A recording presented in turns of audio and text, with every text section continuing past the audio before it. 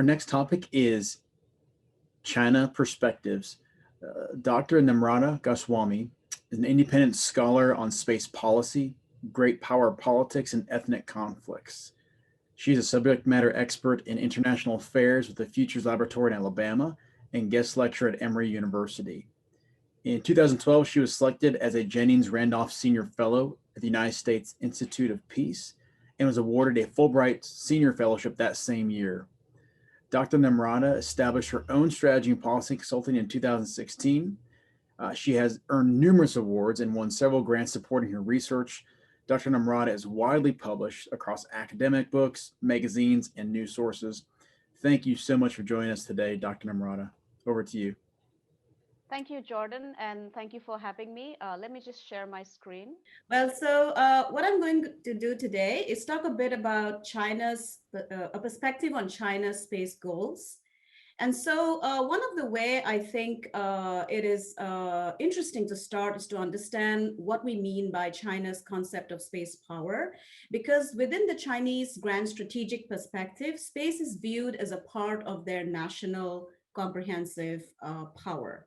So if you look at one of the very interesting books that came out a few years ago called The China Dream, which was published by a retired People's Liberation Army colonel, Lu Mingfu, he gives us a very, very fascinating discourse into how China views the world and how space fits into that particular construct. So what I could glean from that book is that space power is the ability to persuade or coerce countries to behave in a manner in space that is beneficial to the country yielding that particular space power. So in their conceptualization, space power consists of an ability to demonstrate space presence, independently launch to orbit and beyond, project and maintain space power in terms of actually showcasing sustainable presence. And very important from the Chinese perspective is to enable access to key zones in space. And from China's perspective, it is the moon and the Lagrange points and beyond. Now, one of the concepts that comes out of the China Dream concept, which has also been given in speeches by President Xi Jinping, is that to gain advantage without fighting. So in their grand strategic thinking, the moment you have a particular strategy descend to war, it's no longer a strategy or no longer the way of a superior civilization. So they really believe in peacetime offensive and defensive capabilities to ensure that China's power increases. Now, in that concept, so what are some of China's grand strategic focus? So one is to focus on maintaining access and use, which I mentioned, space command and control. Now, the second important grand strategic thinking is that they see space as an economic zone. So, for example, one of their foremost thinkers, Bao Weiming, who is actually a part of their missile defense program and space program, argues that the return of investment, for example, just from China's investment in the Earth-Moon zone is going to be about $10 trillion annually. And by that, he includes resources on the moon like water ice, helium-3, titanium, platinum, and so forth.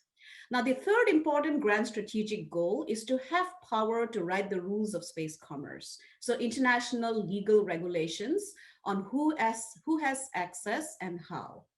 Now, the China Space Dream has become a part of the Communist Party of China Constitution since 2017, and it's a very important part of their national development goals. In fact, while the world was watching the lunar landing of China, there was another event that was happening, which is that the National People's Congress passed a new national defense law, which makes it mandatory for all Chinese private entities, including space startups, to actually work for the national defense. And if it's become law, so if you do not do that, you might be tried and even put in jail. So it's a very strict law that President Xi has actually passed, and it came into effect on January 1st, 2021. And that law, the description of that law is available if you look online. The other important grand strategic goal for China is that space is seen as a very critical component of civil military integration. And this also you can see in some of their documents for the private space sector, which is one of the document is document 60, that says that if you want to invest in space and develop technology, it has to be a part of civil military integration. Very critically, space is equated to the spirit of the Long March of the 1940s that established the People's Republic of China. And then the exploration of space is not only about science and discovery, but it's actually with a very clear articulated economic purpose, which is exploitation and utilization. The Chinese white paper that came out in 2006 2016 on space, and we are awaiting the new one, talks about utilization of use of space resources. Now, so the critical point in terms of understanding China's space strategy is to look at it from the point of view of Chinese strategic culture. So continuing with their grand strategic thinking, there are different streams of thought in China in terms of how a state needs to behave, including in a domain like space. So there is the realist school, which is actually the legalist school in China, that argues that space power is critical for showcasing China's overall national power and influencing power. But then you also have a very small school, which is the globalist school, which argues that space is part of the common heritage of mankind. So if you talk to space scientists and space policy makers in China, there are divergent views. Space scientists tend to be more of the globalist school, but they are a minority. And since China's space program is led and directed by the State Administration for Science, Technology, and Industry for National Defense, they argue that space is for enhancing Chinese grand strategic power. Now, the other critical concept which comes out of China's behavior here on Earth is that the Chinese grand strategic thinking really prioritizes who goes somewhere first. So you can see that behavior in the South China Sea, you can see that behavior in Tibet, is that if China goes somewhere first on the moon, it becomes a critical component of how they are going to behave later. So you can see this in this particular statements coming out of some of their very senior space thinkers and space scientists.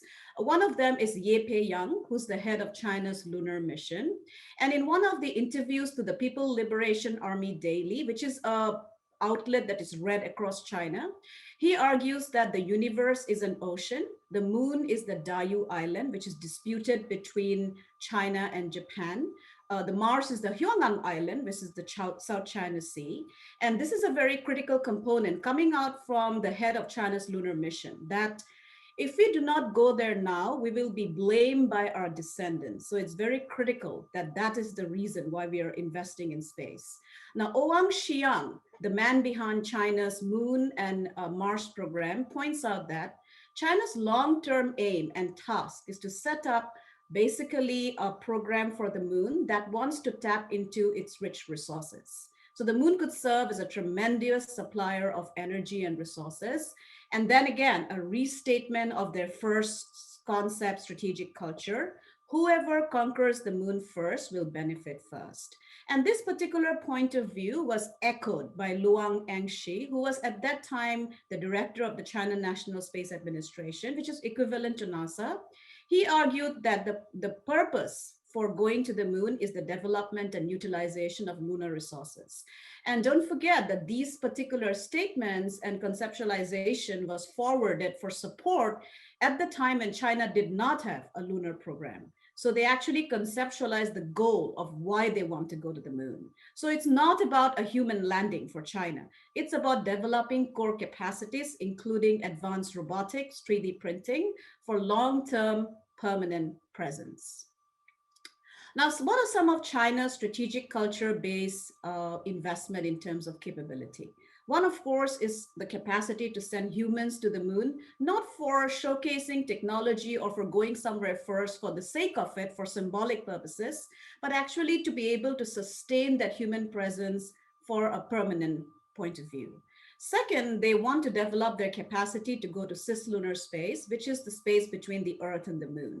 So one of the foremost senior generals from the Strategic Support Force, Zhang Yuling, pointed out that China's investment in space is not about actually going to Mars. That's one thing. It's not about actually science. It's actually about dominating cislunar space, which is the space between the Earth and the Moon, because that's where access is going to be critical.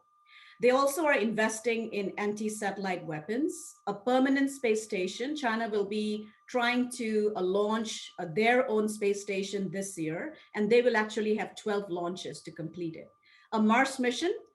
Tomorrow, China should be entering Mars orbit, the first independent mission from their point of view. And I'll talk a bit about that later. And also developing deep space. And there is something that has changed in China in terms of how space is viewed from a policy perspective. So from China's perspective, space is part of their new infrastructure. And this is actually documented by the very powerful National Development and Reform Commission since April 2020. And by that, I mean it will be prioritized and there will be long-term investment of resources. Now, these are some of the goals that come out from their state space organizations and also policy document. So in the long term, China's goals between 2002 and 2049 has been to invest in space-based solar power, lunar and asteroid mining, establish permanent presence for access, deep space probes, and very critically, they do not believe in showcasing something in the next 1 year or 2 years. So their Mars mission was in the planning for the last 20 years. What we are seeing today is the end goal of 20 years of investment. The lunar mission is about 15 years of planning. So they believe in a very long-term strategy of space development. Now, these are some of the future timelines for space-based solar power. So the first time they talked about space-based solar power in a policy point of view was in 2010, when the China Academy of Space Technology forwarded a concept design. By 2019, they stated that they would establish a space-based solar power plant on Earth. And actually in 2019, the first state-funded solar power plant in Asia was established in Chongqing. And as you can see from the deadline, from the timelines, 2020, the finished industrial level testing here on Earth to showcase a prototype of in-orbit construction, wireless transmission of power, which is critical for space-based solar power. And then by 2050, they want to actually accomplish the first commercial level SPS system from GEO.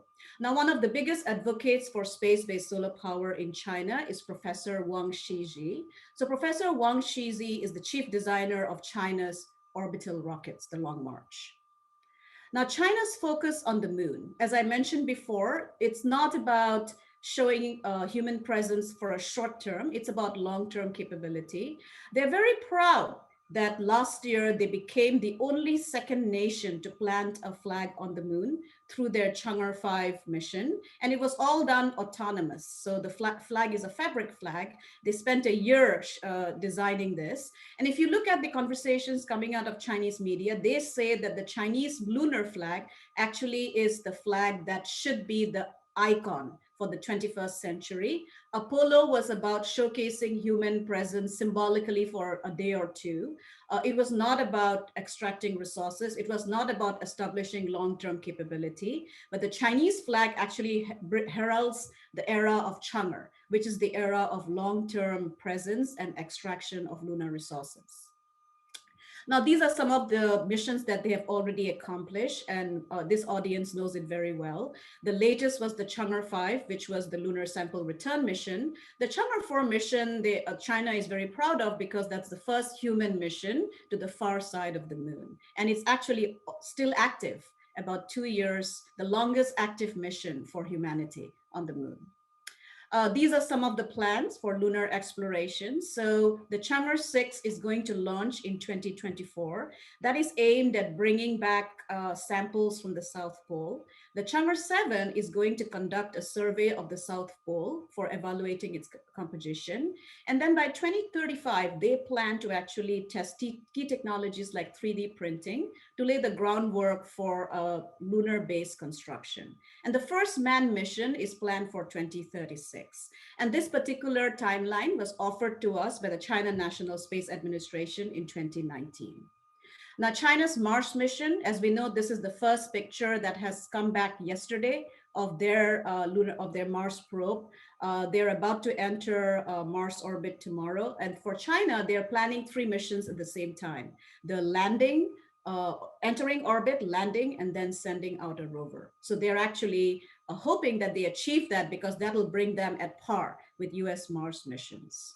They also have a plan to do asteroid mining. And I can talk a bit about that in the question answer since we have about 10 minutes. So there are civilian space capacities that China are developing. One is, of course, the Long March 5, which is the rocket that has launched their Mars mission, their lunar sample return mission, and the permanent space station. They're also working on reusability. This year, one of their companies, iSpace, hopes to send up a very small rocket, which is going to be reusable. The China Academy of Space Technology and the China Academy of Launch Vehicle Technology are working on reusability, but they're also working on autonomous rockets. But their timeline is 2030. So 2030 is also the year that they are planning to send up the Long March 9, which is going to be their heaviest rocket, capable of lifting about 140 metric tons to low Earth orbit. China also is investing in military space capacity. So some of their interesting capacities are, of course, their ASAT weapon, which they tested in 2007. They have also demonstrated a robotic arm in 2013 that can capture another satellite. For example, debris removal is their goal. But the concern is that that can also be used for grabbing an adversary satellite in case there is conflict in which space is involved.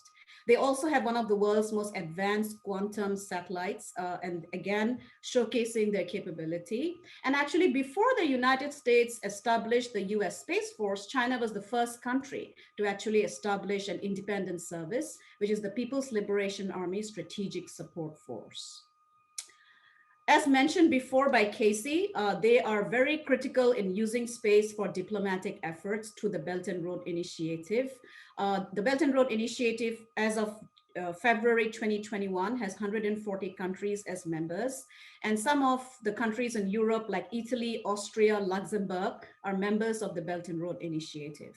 And the important point is that once you sign on to the Belt and Road Initiative, China actually then invests through the China Bank into your space economy, including your space startups. And this is something that the European Space Agency is actually hoping to also collaborate with China for the requirement that there is need for investment in their own new space sector. Now, before I end, I'll quickly say that China is not just about state-funded and state-owned space organizations. They also have commercial entities. Some of them are Link Space, X Space, One Space, Land Space, and iSpace. Link Space in 2019 demonstrated China's first reusable rocket. I think it went up to about 20 meters and landed back. And then this year, iSpace is going to attempt their first reusable rocket to orbit. There is a lack of US-China space cooperation since this is always of importance and we talk about it. Of course, as we know, they are debarred from taking part in the International Space Station as per a 2011 US congressional legislation. The other important point is that for China and the US, space does not exist by itself. It is connected to other issues. So for example, China's aggressive behavior with regard to Taiwan, space is utilized for that kind of deployment. Hong Kong with the National Security Act, the human rights of the Uyghurs, the South China Sea, and the East China Sea. And in fact, during President Biden's inaugural ceremony, the US did something that it had not done since 1979, since Jimmy Carter. The Taiwan de facto diplomat was invited to the inauguration ceremony. So in that sense, China sees Taiwan as a core issue. And so any kind of space cooperation will have conditions laid down by China that closer relationship with Taiwan cannot happen. The other important point is that according to President Xi and his China dream, it's very clear. So in 2049, China will be celebrating the 100th year anniversary of its establishment as a communist country. And President Xi wants to use space to make China the lead nation in space by 2045. So the argument coming out of China is that we are very happy to collaborate with the US, but it has to be an order where China has the lead influence in terms of constructing the rules and norms of how do we engage, because they view space from an economic perspective. The return of investment is in the trillions of dollars. So some of the future timelines for China in terms of its investment, of course, is a 2022 permanent space station. Between 2022 and 2034, they want to invest in asteroid exploration. As I mentioned, Mars probe. I talked about the lunar, bases and lunar missions. But what is interesting is that they're also investing in nuclear propulsion. So from what I hear from Chinese scientists working on this is that they believe that if you want to become a truly spacefaring civilization, propulsion and speed is key. And so for them, 2040 is the year where they hope to showcase their nuclear fleet of carrier rockets and reusability. Should we take these timelines seriously? So one thing that I did is to see whether they have met past timelines. So since I've been following China for the last 27 years, I would say that everything that China puts out in terms of space, including their mission to low Earth orbit, including the Chang'e 4 landing, these are, as I stated, plans that were articulated 20 years ago. So what I did was that I kind of tried to study whether they had met their goals. And at least still the Mars mission, they have met their goals in terms of meeting things on time or missing a deadline by a year or so because a rocket did not work, like the Long March 5. But at least they have kept to their goals that they have stated. So I'll end by saying that why did I say talk about China's perspective to this audience is because, first of all, there is a great scramble for resources, especially from the Chinese perspective. Chinese lead space scientists and thinkers view space from an economic perspective. They argue that there are trillions of dollars to be had, and they're very clear that it's very critical for China to get somewhere first. For example, they believe that you can actually establish norms and regulations that can benefit Chinese citizens. And you can see such behavior in the South China Sea very clearly. And since space law is not very developed today to deal with that kind of future, China wants to play a big role in ensuring that norms and regulations are such that they benefit the most. Michael, I'll end there, and any questions I'm very happy to take. Thank you so much. Terrific. Thank you, Dr. Goswami. That was, as always, very enlightening. There's a lot to unpack there. I want to talk about how they use kind of strategic points, right? So we talked about the L points. We've talked about they have an active rover on the far side of the moon. I don't know yet if they are considering Mars a strategic point, but they might someday. So can you kind of elaborate on, using their history, using their examples, what can we expect from their relationship to the moon, like near term? Sure, absolutely. So it's very clear from Chinese strategic thinking is that if you want to ensure that the lunar base is something that can be used for advancing other goals. So this is how they are thinking. So Li Ming, who is one of the key actors in the China Academy of Space Technology, argues it very well, I think. He says that if you want to actually establish sustainable development of capability and not episodic changes of missions and changes of plans, this is what we need to do. First, we need to go to low Earth orbit, which they have done. Second, we need to establish a permanent space station, which they already did with their temporary stations, the Tiangong 1 and 2. And now the Tiangong space station is going to be their permanent space station. But the important point for him is that if you really want to take advantage of lunar gravity, which is less than Earth, that will enable you to launch from a base on the moon with much more efficient cost benefits. So his argument is that if you actually want to go to Mars much easier to establish yourself in that particular realm, establishing a base on the moon is critical. from Chinese perspective. And from their point of view, L4, L5, L2 becomes critical. So L2, of course, they already have a relay satellite there that is helping them to communicate with their far side of the moon with Chang'e 4. And then the other point is that if you really want to then invest in goals like space-based solar power, from their perspective, it's much more efficient to use resources from the lunar surface to construct satellites instead of trying to lift a 10,000 ton satellite from Earth. So it's a very strategic thinking. And this is what I find interesting when I listen to their documents, or including during my field work in China, is that they are not thinking about rushing to a particular end goal within the next 2 years. They are thinking long term in terms of 2049, 2050. And so the question I made is that what happens if the US lands, say, on the moon by 2024?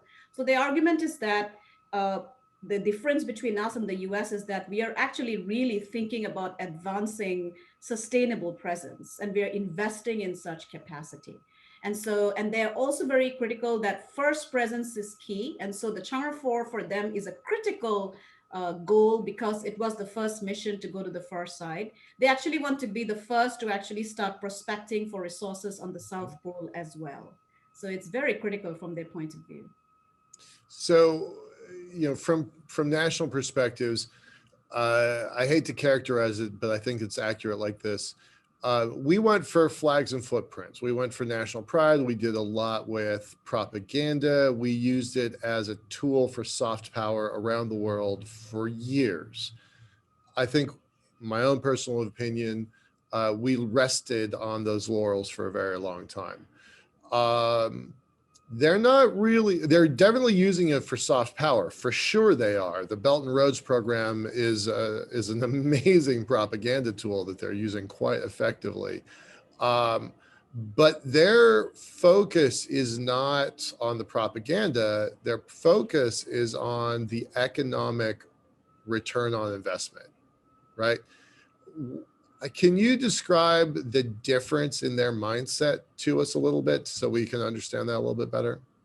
Sure, because if you look at the discourse coming out of the US, space is still seen as something of a great inspiration. It's seen as something advancing our understanding of Earth, the solar system, discovery, exploration. And so the Apollo mission is taken as that particular view, that this inspired people. But I think people also forget that the Apollo mission was also a very ideological mission. It was about beating the Soviet Union to the moon. So it actually was a mission about showcasing which is more attractive, but yet it remained in the exploration phase.